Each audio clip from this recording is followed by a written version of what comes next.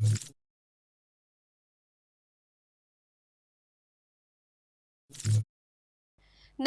હું છું પ્રિયા અને તમે જોઈ રહ્યા છો જનતા કી જાણકારી ન્યૂઝ।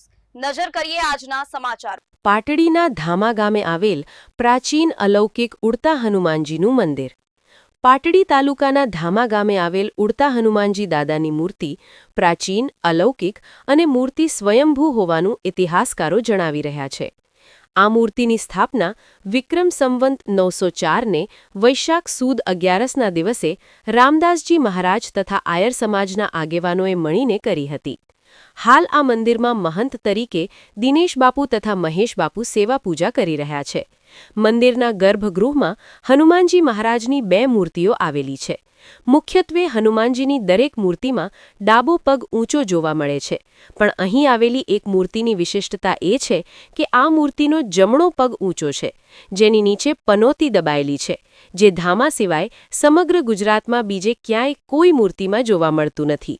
તથા બીજી મૂર્તિ ઉડતા હનુમાનજીની છે, જે મૂર્તિ સ્વયંભૂ અને પ્રાચીન હોવાનું મનાય છે।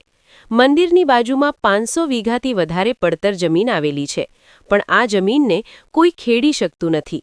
જેને પણ આ જમીનને ખેડવાનો પ્રયાસ કર્યો છે તેને કોઈને કોઈ રૂપમાં હનુમાનજીના પરચા જોવા મળ્યા છે, જેથી ગ્રામજનોએ ભેગા મળીને આ જમીનને ગૌચરમાં તબદીલ કરી છે, જેથી વર્ષોથી આ જમીન પડતર ગૌચર જમીન ગણાય છે।